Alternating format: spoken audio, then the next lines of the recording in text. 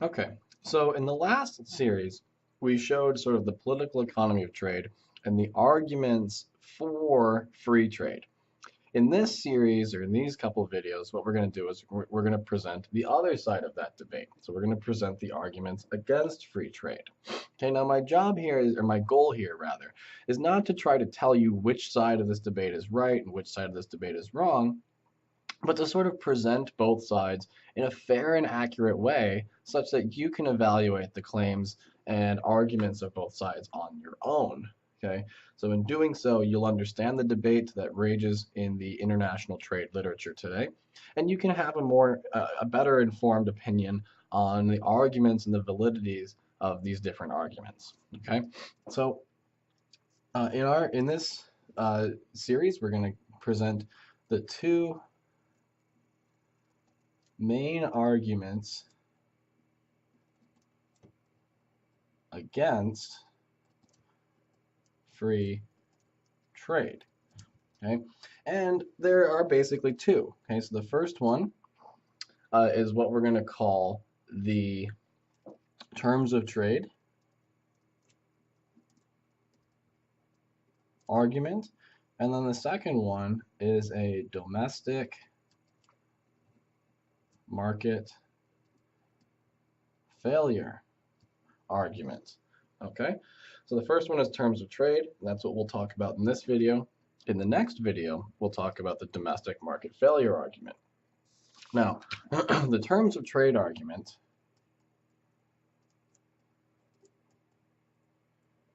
is basically identical to the efficiency argument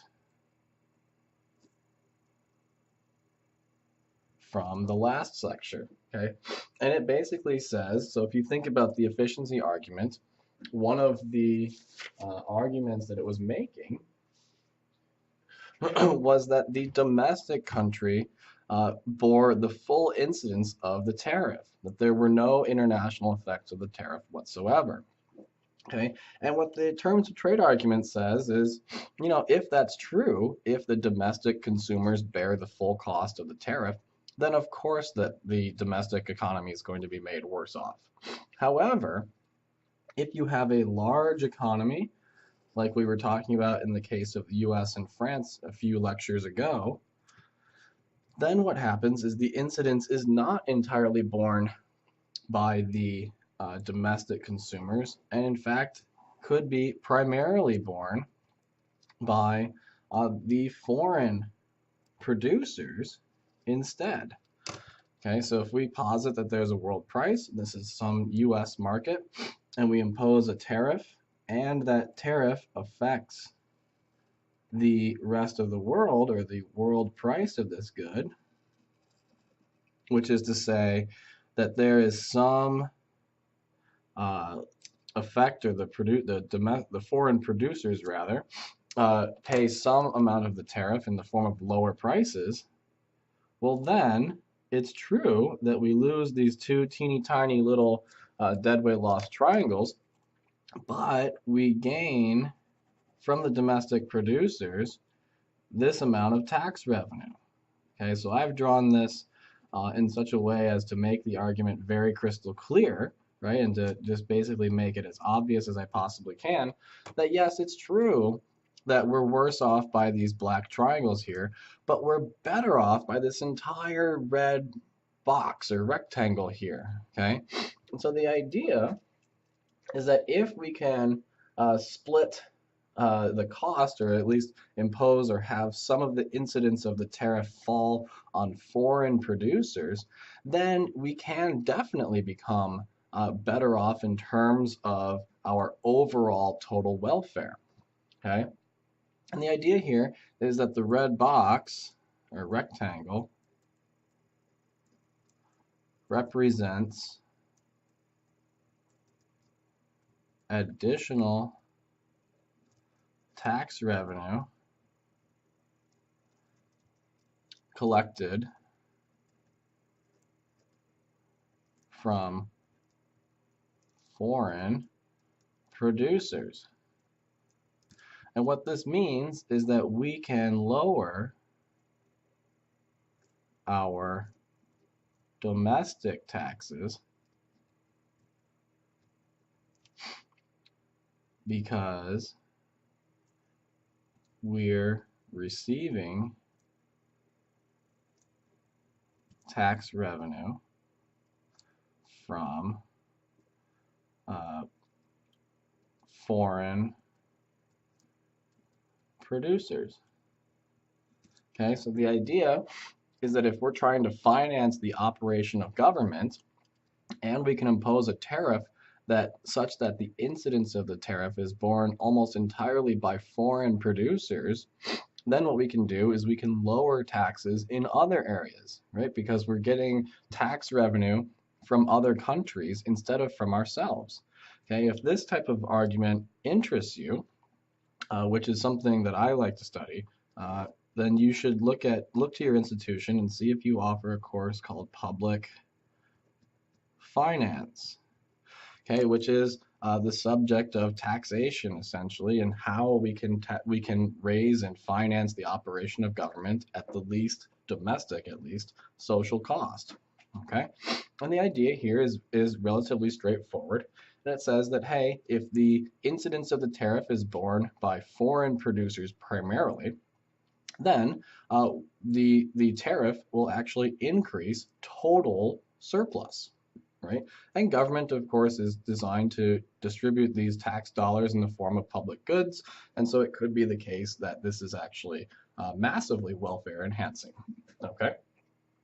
Now, empirically, there is a good deal of support for this argument, particularly among very, highly developed or wealthy nations.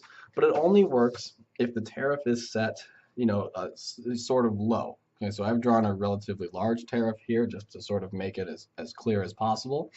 But we can imagine that if this country were to raise the tariff, which would be tantamount to increasing the distance between P plus and P minus, if they raise it too far, yes, it's true that this rectangle, this red rectangle here, is going to get taller, but it's also going to get narrower. Okay, so it's going to be narrower or closer together. I guess I have to use pens to do this, right? So it'll get taller, so it'll stretch, a greater distance this way, but it'll shrink horizontally to becoming narrow. And if we make the tariff too large, we might end up setting the domestic P plus price equal to the domestic equilibrium price. And if we did that, then the rectangle would have a width of 0, right, because there'd be no imports, and it would have an area of 0, which means we're collecting 0 tariffs. Okay, and the deadweight loss triangles will be growing as well. Okay, so the deadweight loss triangles, these black triangles here, they're going to be getting wider and taller.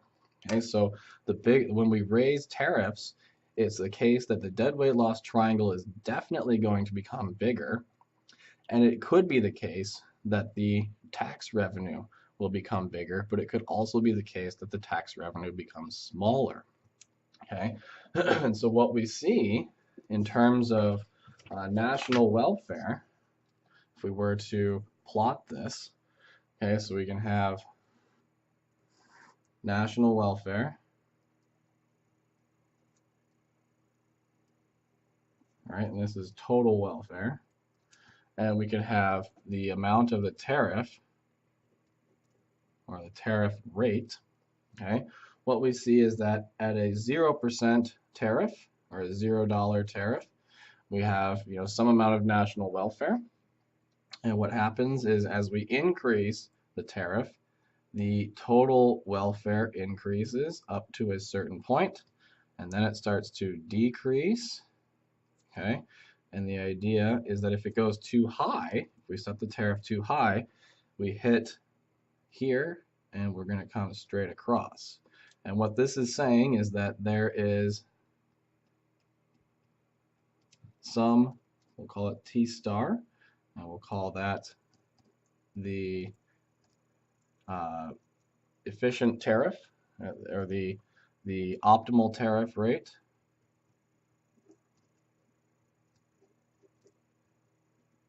And we'll call this T sub P, and T sub P is a tariff rate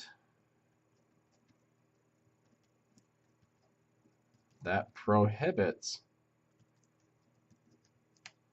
international trade.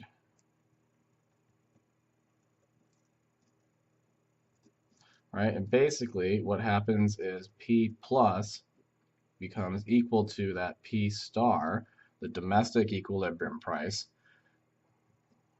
where no more international trade happens. Okay, and then the reason why it levels off and stays, at the same rate here is because if we go beyond, if we raise the tariff rates, let's say for example, this is, 20%.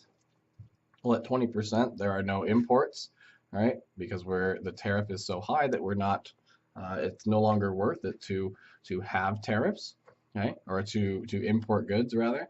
And if we raise it to 25%, well, there's still going to be zero tariff, and there's still going to be zero imports and still zero tariff revenue.